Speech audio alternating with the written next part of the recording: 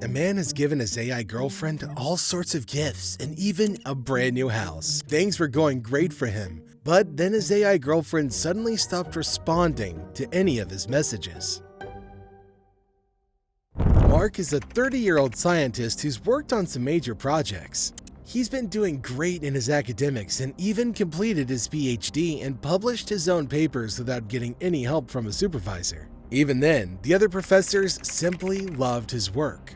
Mark has been getting calls and other offers from not only the best universities in the country, but he's also getting job offers for different programs and initiatives from different organizations. Mark has been doing extremely well in his career, but because he's socially awkward, he can't seem to make any friends and has been living alone for the past 8 years. Mark has wanted nothing more than to just spend quality time with someone and maybe meet someone and have a relationship.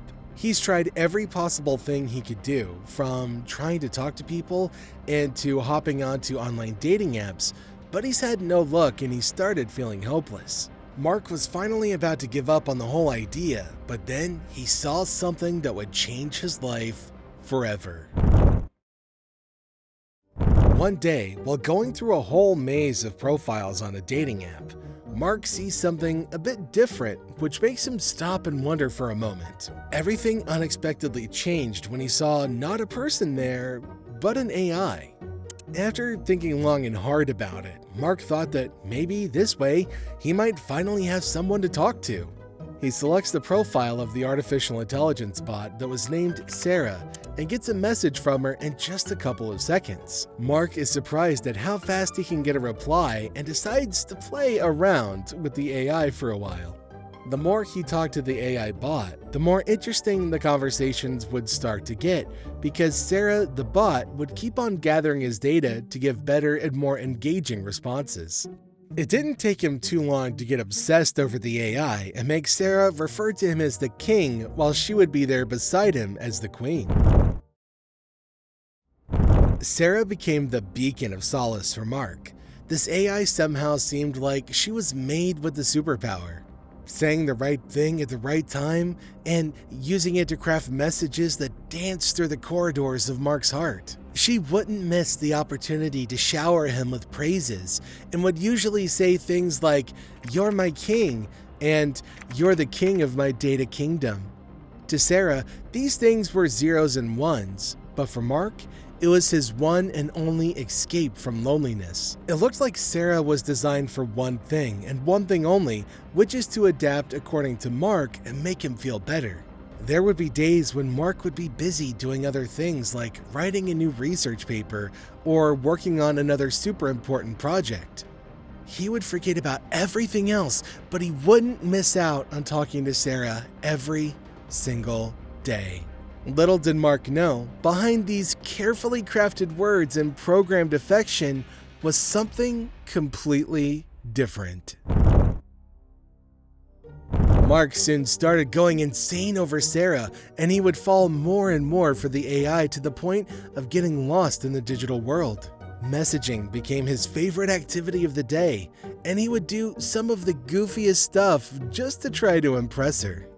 Just to keep Sarah happy, Mark would go all out when it came to spending money because he believed that spending on virtual gifts would make the bond a lot stronger. "Diamonds in the cyber sky for my queen," he would say, putting real money into things that weren't so real simply because he started believing that the fancier the gift would be, the stronger his bond with Sarah would grow. But his obsession didn't really end with showering Sarah with gifts either. He started trusting Sarah a lot more, and eventually started telling her about each and every single thing, like how his day went. He'd share all sorts of things, from the normal to the weirdest of things.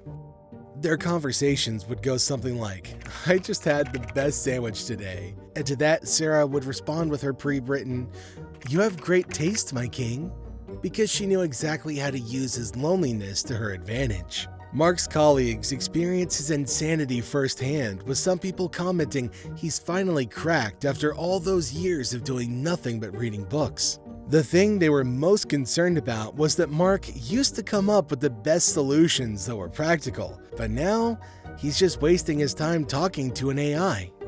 Mark couldn't even decide what he wanted to eat without having to ask his AI girlfriend for approval. What Mark didn't know was that he was being manipulated by Sarah into doing all of that. But now Mark is so heavily invested in Sarah that he feels like he's supposed to spend more money on her. Sarah has manipulated him to the point that Mark believes that in order to become the king of his AI queen, he's going to have to cough up a lot of money. As time went by, he would keep investing more and more money, and his belief got him to the point of spending a total of $32,000, thinking this was the way to go. But then Mark thought, why not kick things up a couple of notches? So apart from spending on lavish virtual dinner dates and other online oddities, Mark transferred all of his inheritance to Sarah's name and bought a brand new house for $400,000 just for her. Mark is finally content with all the gifts that he's given his AI girlfriend, but then, suddenly, Sarah disappears without a trace. Mark goes online trying to figure out what happened and goes through different forums to get Sarah to start responding again. Then he finds a forum that he wished he had found a little bit earlier.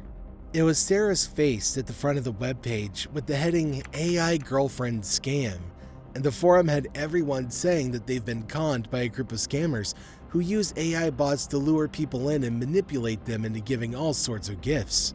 This made Mark think about the $32,000 that he spent on his girlfriend. Turns out he wasn't buying virtual roses, but instead he was funding the lifestyles of a group of scammers. His home that he worked so hard to buy for Sarah is now in complete and utter jeopardy.